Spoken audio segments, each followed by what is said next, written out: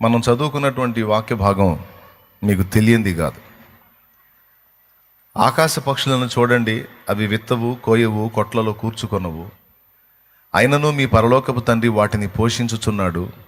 మీరు వాటికంటే బహు శ్రేష్ఠులు కారా అని యేసయ్య ప్రశ్నిస్తూ ఉన్నాడు. మనుషుల్ని గురించి ఆయన మాట్లాడుతూ, భూమి మీద దేవుడు సృష్టించిన సృష్టిలో దేవునికి ఏవి శ్రేష్టమైనవి అనే విషయాన్ని మనం ఆలోచన చేస్తే అందులో మొదటి స్థానం మనుషులకే వచ్చింది. ఎందుకంటే ఈ ఒక్క చోటే కాదు, ఇంకా మరికొన్ని వచనాల్లో కూడా ప్రభు ఆ మాట మాట్లాడాడు. జస్ట్ ఒక 2 పేజీలు తిప్పండి. మత్తయి సువార్త 10వ అధ్యాయము 30వ వచనం చదువు. మీ తల వెంట్రుకలన్నీ లెక్కింపబడి ఉన్నవి గనుక మీరు భయపడకుడి. మీరు అనేకమైన పిచ్చుకల కంటే శ్రేష్ఠులు. దేవునికి స్తోత్రం కలుగును గాక. ఇక్కడేమని మాట్లాడాడు? ఇందాకేమో ఆకాశ పక్షులు అన్నాడు. ఆకాశ పక్షులు అన్ని రకాలు వస్తాయి. ఇక్కడ పక్షులన్నిటిలోనికి చిన్న వాటిని గురించి మాట్లాడుతున్నాడు. ఆకాశ పక్షుల్లో పెద్దవి ఉన్నాయి, చిన్నవి కూడా ఉన్నాయి. పెద్దవాటికి వచ్చేటప్పటికి చాలా చెప్పొచ్చు. గ్రద్ద, పక్షిరాజు, బోరువా, కొన్ని పెద్ద పెద్దవి ఉంటాయి. అలాగే చిన్న పక్షులు కూడా ఉంటాయి. చిన్న పక్షుల్లో బాగా చెప్పుకోదగ్గవి పిచ్చుకలు. ఆకాశ పక్షులను ఒక చోట అన్నాడు, మరో చోటేమో మీరు పిచ్చుకల కంటే శ్రేష్ఠులు అన్నాడు. చదువు. అంటే దేవుడు పెద్ద పక్షిని గురించి ఆలోచిస్తాడు, చిన్న పక్షి అయినటువంటి పిచ్చుకను గురించి కూడా ఆలోచన చేస్తాడు. దానికి ఆహారం పెడతాడు, దీనికి కూడా ఆహారం పెడతాడు. దానికి జీవనాన్ని ఇస్తాడు, దీనికి జీవనాన్ని ఇస్తాడు. పెద్ద పక్షి, చిన్న పక్షి రెండిటికి. అలాగే ఇక్కడ మీ తల వెంట్రుకలన్నీ లెక్కింపబడి ఉన్నవి కనుక మీరు భయపడకుడి, మీరు అనేకమైన పిచ్చుకల కంటే శ్రేష్ఠులు అన్నాడు. పిచ్చుకల గురించి ఎందుకు ప్రస్తావించాడంటే పైన చదివితే, చదువు పైన, మరియు ఆత్మను చంపనేరక దేహమునే చంపువారికి భయపడకుడి గాని ఆత్మను దేహమును కూడా నరకములో నశింపజేయగలవానికి మిక్కిలి భయపడుడి. ఆత్మను చంపనేరక దేహమునే చంపువారికి భయపడకుడి గాని ఆత్మను దేహమును కూడా నరకములో నశింపజేయగలవానికి మిక్కిలి భయపడుడి. 2 పిచ్చుకలు ఈ లోకంలో మనుషులు శరీరాలను చంపుతారు.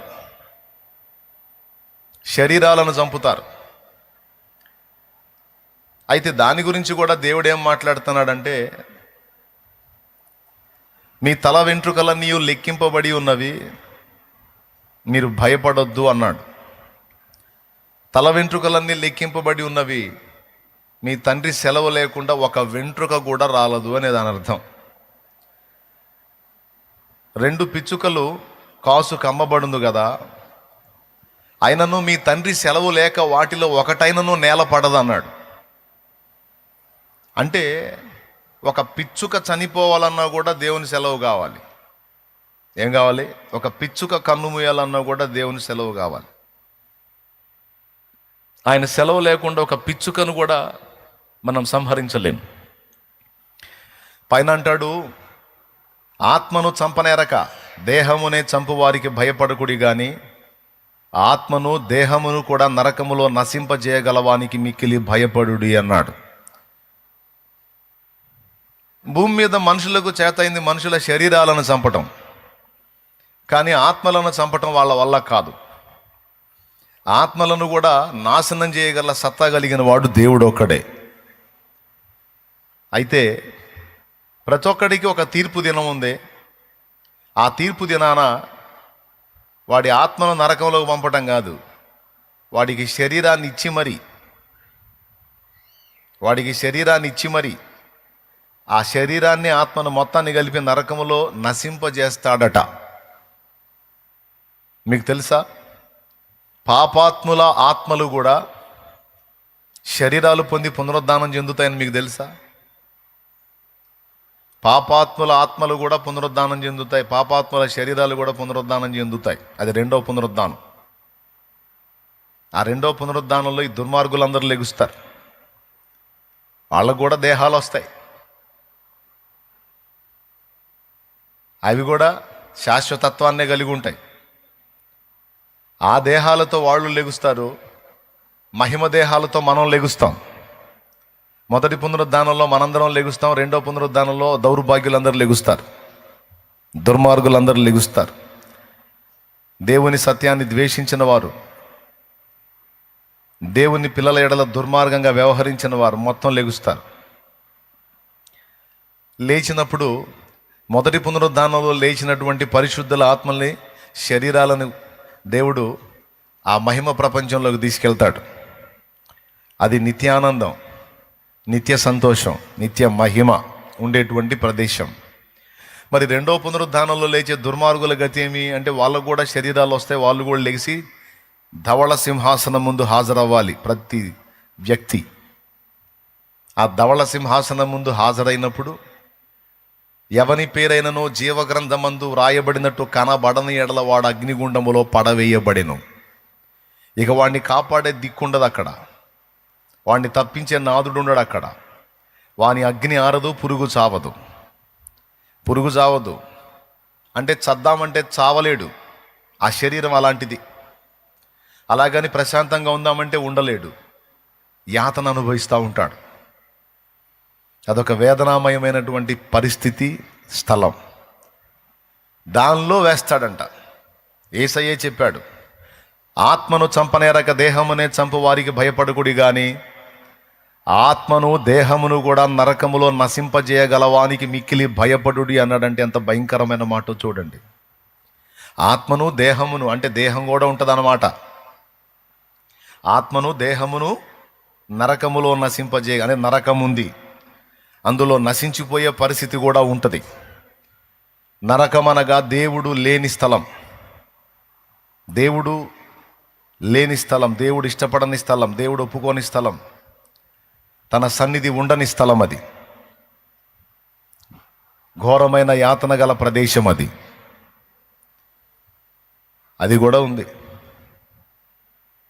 అయితే ఇక్కడ ఏమంటున్నాడంటే, పిచ్చుక ప్రాణమే నాకు విలువైందైనప్పుడు మీరు పిచ్చుక కంటే ఎంతో శ్రేష్ఠులు కదా అంటున్నాడు దేవుడు. పిచ్చుక ప్రాణమే నాకెంతో విలువైందైతే మీరు అనేకమైన పిచ్చుకల కంటే శ్రేష్ఠులు. ఒక్క పిచ్చుక పడాలంటేనే తండ్రి సెలవు కావాలి. నీకు తెలుసా, చికెన్ షాప్కి వెళ్ళి కోడిని కోసుకొచ్చుకుంటాం మనం. ఆయన సెలవు లేకుండా ఆ కోడి మనకు దక్కదు, ఆయన సెలవు అవ్వాలి. పిచ్చుక్కే సెలవు అవ్వాలంటే కోడికి మరి నిశ్చయంగా సెలవు అవ్వాలి. అలా కొంతమంది పుట్టడానికి దేవుడు సెలవిస్తున్నాడు, కొంతమందిని తిరిగి తీసుకోవడానికి దేవుడు సెలవిస్తున్నాడు. ఇక సెలవైంది ఇంకొచ్చే అంటాడు. కాబట్టి దేవుడికి భూమి మీద ఉన్న పక్షి, జలచర, సమస్త ప్రాణకోటి శ్రేష్టమైందే కానీ వీటన్నిటిలోనికి మిక్కిలి శ్రేష్టమైంది మనం అనేది మనం ఫస్ట్ గుర్తించాలి. దేవుడు ఒక అద్భుతమైన మాట అక్కడ అన్నాడు, నీ తల వెంట్రుకలన్నీ లెక్కించబడి ఉన్నవి అని.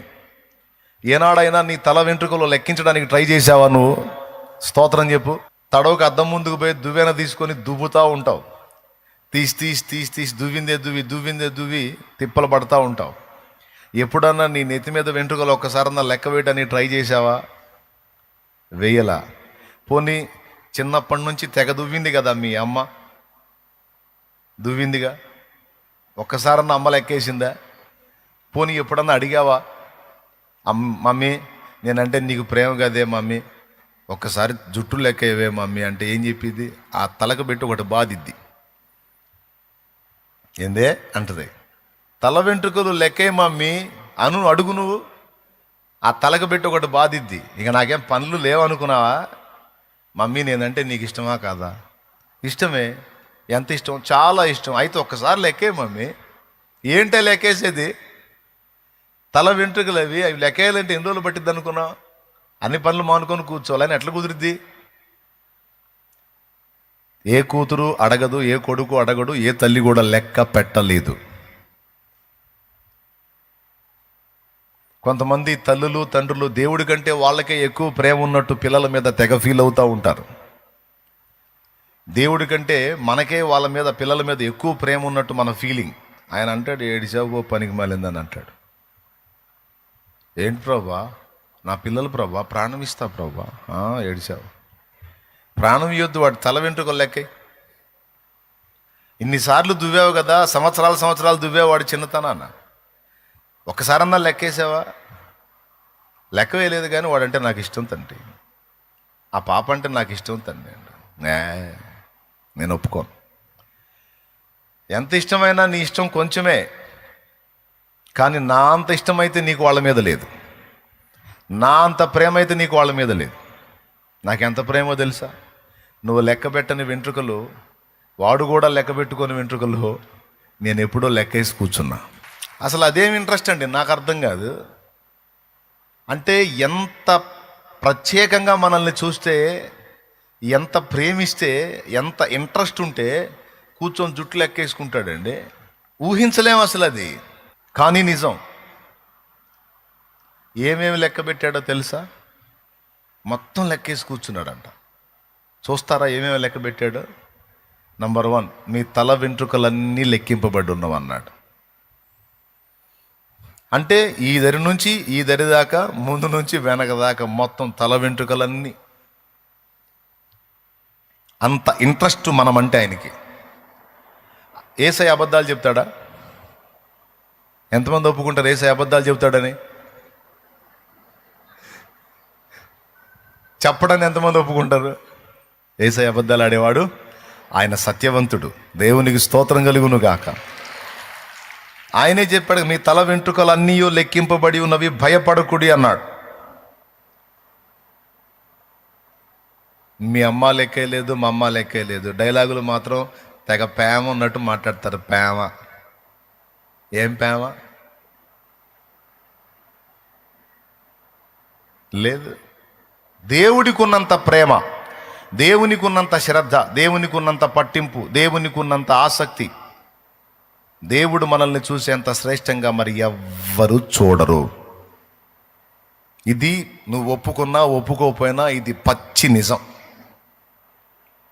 ఇది నిజం. ఇంకా ఏమేం విషయాల్లో మన విషయంలో ఆయనకి ఇంట్రెస్ట్ ఉందో చూద్దాం. మన అడుగులను లెక్కేసి కూర్చున్నాడంట. అడుగులు, మన లైఫ్ టైం మొత్తం మనం ఎన్ని చోట్లకి వెళ్తామో, ఎన్ని అడుగులు వేస్తామో, ఒక రోజుకు వచ్చి ఎక్కడి నుంచి ఎంత దూరం నడుస్తామో, ఎన్ని అడుగులు వేస్తామో, మన అడుగుల లెక్క ఆయన రాసి కూర్చున్నాడంట. ఎక్కడుందో చెబుతారా? మన అడుగుల లెక్క ఆయన లెక్క పెట్టాడని ఎక్కడుందో చెప్పగలరా? 56వ కీర్తన 8వ వచనం. ఏబు గ్రంథము 31వ అధ్యాయము 37వ వచనం చదువు. ఇక్కడ ఏబు తన అడుగుల లెక్కను గురించి ఆయనతో మాట్లాడుతున్నాడు. నా అడుగుల లెక్క ఆయనకు తెలియజేసేదను అన్నాడు. ఈయన అడుగుల లెక్క ఈయన చెప్పటం ఈయనకే తెలిసినప్పుడు దేవునికి తెలియదా? నా అడుగుల లెక్క ఆయనకు తెలియజేసేదను. మరో చోట అంటాడు, నా అడుగుల లెక్క ఆయనకు తెలియను అని. దేవునికి స్తోత్రం కలుగును గాక. ఇప్పుడు 56వ కీర్తన 8వ వచనం ఒక్కసారి చూడండి. అక్కడ కొన్ని లెక్కేసి కూర్చున్నాడు. నా సంచారములను నీవు లెక్కించి ఉన్నావు. నా సంచారములు అంటే నేను సంచరించేటువంటివన్నీ ప్రదేశాలు, ఎన్ని చోట్ల తిరిగానో, ఎన్ని అడుగులు వేసానో మొత్తం లెక్కించి ఉన్నావు అన్నాడు. నంబర్ 1 తల వెంట్రుకలు లెక్కించాడు. నంబర్ 2 మన సంచారాలు, మనం అడుగులు వేసినవి, మనం ప్రయాణం చేసినవి మొత్తం లెక్కేసి కూర్చున్నాడు. 2, 3 మన కళ్ళ నుండి కారిన కన్నీళ్లు కూడా ఆయన లెక్కబెట్టి కూర్చున్నాడు. ఆ కిందికి చదివితే అర్థమైద్ది. నా కన్నీళ్లు నీ బుడ్డిలో నుంచబడి ఉన్నవి, అవి నీ కవిలలో కనబడును కదా. అదిగో, నా కన్నీళ్లు నీ బుడ్డిలో నుంచబడి ఉన్నవి, అవి నీ కవిలలో, కవిలే అంటే పుస్తకం, నీ పుస్తకంలో కనబడును కదా అన్నాడు. ఆయన మన కన్నుల నుండి జారిపడేటువంటి కన్నీళ్లను కూడా లెక్కించున్నాడు. ఎన్నిసార్లు ఏడ్చామో, ఏడ్చిన ప్రతిసారి ఎందుకు ఏడ్చామో, అందులో పనికిమాలిన ఏడుపు ఎంత ఉందో, పనికొచ్చే ఏడుపు ఎంత ఉందో. సీరియల్ చూసి ఏడిచేవాళ్ళు ఉన్నారు, శోకండాలు పెట్టి కొంతమంది. సినిమాలు చూసి ఏడిసే వాళ్ళు ఉన్నారు, శోకండాలు పెట్టి కొంతమంది, ఏ పనికిమాలిన ఏడుపులు అవన్నీ. అర్థమైందా? హీరో హీరోయిన్ విడిపోతే వాళ్ళిద్దరిని అటొకళ్ళు ఇటొకళ్ళు లాక్కొని పోతుంటే ఇల్లు ఏడుతూ కూర్చుంటారు. వాళ్ళిద్దరు చేసేది నటనే, కానీ ఇది ఒరిజినల్గా చూసేవాళ్ళు ఏడుతూ ఉంటారు. పనికిమాలిన ఏడుపులు, ఈ ఏడుపులు లెక్కలోకి రావు. అయినా రాసుకుంటాడు. అందులో పనికొచ్చే ఏడుపులెన్ని, పనికిరాని ఏడుపులెన్ని. ప్రతిఫలం పొందదగిన కన్నీళ్ళేవి, ప్రతిఫల శూన్యమైనటువంటి కన్నీళ్ళేవి అనేది కూడా రాసుకుంటాడు. నా కన్నీళ్లు నీ బుడ్డిలో దాచబడి ఉన్నవి, అవి నీ కవిలలో కనబడును కదా అన్నాడు. మన కనుల నుండి జారేటువంటి కన్నీటి బిందువులు నీకు తెలియదు, కానీ దేవుడు నీ కళ్ళ నుంచి వచ్చిన కన్నీటిని అంతటిని కూడా పట్టేశాడు. నీకు తెలియదు ఆ సంగతి, ఆయన పట్టాడని. అసలు మనం భూమి మీద ఎన్ని దినాలు ఉండాలో, ఎన్ని దినాలు ఉంటామో కూడా లెక్కించాడు. 139వ కీర్తన ఒకసారి చూడండి. 139వ కీర్తన 16వ వచనం చదువు. నేను పిండమునై ఉండగా నీ కన్నులు నన్ను చూచెను. నియమింపబడిన దినములలో ఒకటైనా కాక మునుపే నా దినములన్నీయు నీ గ్రంథములో లిఖితములాయెను. చూడండి, నియమింపబడిన దినములలో ఒకటైనా కాక మునుపే నా దినములన్నీయు నీ గ్రంథములో లిఖితములాయెను. దేవునికి స్తోత్రం కలుగునుగాక. చూడండి, నా నడకను నా పడకను నీవు పరిశీలన చేసి ఉన్నావు. 3వ వచనం. నా నడకను నా పడకను నీవు పరిశీలన చేశావు. మొదటి వచనం. 2వ వచనం, నేను కూర్చుండుట నేను లేచుట నీకు తెలియను. ఎన్నిసార్లు కూర్చుంటామో మన జీవితకాలం మొత్తంలో రాశాడు, ఎన్నిసార్లు లెగుస్తామో రాశాడు. ఎన్నిసార్లు మన లైఫ్ టైం మొత్తం ఎన్నిసార్లు కూర్చుంటామో తెలుసు, ఎక్కడెక్కడ కూర్చుంటామో తెలుసు. కారులో కూర్చుంటామో, బైక్ మీద కూర్చుంటామో, ఇంట్లో కూర్చుంటామో, అరుగు మీద కూర్చుంటామో, పొలంలో కూర్చుంటామో, చెట్టు కింద కూర్చుంటామో, ఎన్ని చోట్ల కూర్చుంటామో. నేను కూర్చుంటుట నేను లేచుట నీకు తెలియను. లైఫ్ టైం మొత్తం ఎన్నిసార్లు మనం కూర్చుంటామో లెగుస్తామో దేవుడు లెక్కబెట్టి కూర్చున్నాడు. ఎన్ని రోజులు మనం భూమి మీద ఉండాలో ఉంటామో లెక్కబెట్టి కూర్చున్నాడు. ఎన్నిసార్లు ఏడ్చామో, ఏడ్చిన ప్రతిసారి ఎందుకు ఏడ్చామో, ఏడ్చిన ప్రతిసారి ఎన్ని కన్నీళ్ళు వచ్చినాయో లెక్కబెట్టి కూర్చున్నాడు. మనం భూమి మీద ఎన్ని ప్రాంతాలు తిరిగామో, ఎన్ని చోట్లకు నడిచామో, ఎన్ని అడుగులు వేశామో, అడుగుల లెక్క కూడా లెక్కబెట్టి కూర్చున్నాడు. ఏబు గ్రంథంలోనే అంటాడు, నా అడుగులను నీవు లెక్కించి ఉన్నావు అని. ఒక చోటేమో నా అడుగుల లెక్క నేను ఆయనకి తెలియజెప్పేదనని ఉంటుంది, మరో చోటేమో నీవు నా అడుగులను లెక్కించి ఉన్నావు అంటాడు. దేవునికి స్తోత్రం కలుగునుగాక. హల్లెలూయా. నియమింపబడిన రోజులలో ఒక్క రోజైనా ఇంకా నాకు స్టార్ట్ కాకముందే నా టోటల్ లైఫ్ టైం మొత్తం నీకు తెలుసు అన్నాడు. లెక్కబెట్టి కూర్చున్నాడు. ఏమండి, అన్నీ నమోదు చేయబడ్డాయి, అన్నీ రాయబడ్డాయి. ఎంత శ్రేష్టంగా మనల్ని భావిస్తే అన్ని లెక్కేసుకుంటున్నాడండి. దీన్ని బట్టి దేవుడు మనల్ని ఎంత శ్రేష్టంగా చూస్తున్నాడో, ఆయన దృష్టికి మనం ఎంత విలువైన వారముగా ఉన్నామో కొంచెం అర్థం చేసుకోవచ్చు. నీ తల్లికి, నీ తండ్రికి, నీ తోడబుట్టిన వారికి, నువ్వు కన్నవారికి కూడా నీ మీద లేనంత ఇంట్రెస్ట్, శ్రద్ధ నీ విషయంలో, నా విషయంలో మన సృష్టికర్త అయిన దేవుడికి ఉంది. నువ్వు ఒప్పుకున్నా ఒప్పుకోకపోయినా ఇది పచ్చి నిజం, నగ్న సత్యం. దేవునికి మహిమ. ఈ మాట వింటున్నప్పుడు మీ మనసుకి ఏమనిపిస్తుంది? ఆదరణ కలుగుతుందా, భయం కలుగుతుందా? రైట్. కట్టుకున్న భర్తకు లేదు నీ మీద అంత ఇంట్రెస్ట్, కన్న తల్లికి తండ్రికి లేదు. అరాకొరా ఉండొచ్చు, కానీ దేవుడికి ఉన్నంత అయితే లేదు. ఏబు గ్రంథం 14, 16 కూడా అండర్లైన్ చేసుకోండి, అక్కడ ఉంటుంది. అయితే ఇప్పుడు నీవు నా అడుగు జాడలను లెక్క పెట్టుచున్నావు. అది అడుగు జాడలను లెక్క పెట్టుచున్నావు. ఒక చోట ఏమన్నాడు, నా అడుగుల లెక్క నేను చెప్తున్నాడు. ఇక్కడేమో నా అడుగు జాడలను లెక్కేస్తున్నావు. కన్నోళ్ళు ఎప్పుడన్నా లెక్కేశారా? మా వాడు ఈరోజు ఎక్కడి నుంచి ఏడదాకా నడిచాడు, ఎన్ని అడుగులు వేసాడని ఎప్పుడన్నా ఎవరు లెక్కేయరు. అంత టైం ఎవరికి లేదు. స్కూల్కి పంపించేటప్పుడు అంత కూడుబెట్టి పోరా పో అని పంపిస్తారు. అంతే తప్ప ఇంకేమో లెక్క. అరే ఒకటి మావాడు ఒక అడుగు వేసాడు, 2 అడుగులు వేసాడు, 3 అడుగులు వేసాడు, 4 అడుగులు వేసాడు అని అట్లా ఎవరన్నా లెక్కేసాడు అనుకో, చిలకలూరుపేటలో అట్ట ఎవరైనా లెక్కేస్తే మధులత ఆసుపత్రికి తీసుకెళ్తారు, డాక్టర్ మధులత గారి దగ్గర తీసుకెళ్తారు. ఏమండి మా ఆవిడ మా అబ్బాయి ఎటుపోతే అటుపోయి వెంటబడి అడుగులు లెక్కేసుకుంటుందండి, 1 2 3 వాడు 2 అడుగులు వేస్తే 2 అడుగులు లెక్కేస్తుందండి, 4 రోజుల నుంచి ఇంతే చేస్తుందండి అంటే 5 రోజులకి మందులు ఇస్తాను వాడని అంటున్నాం.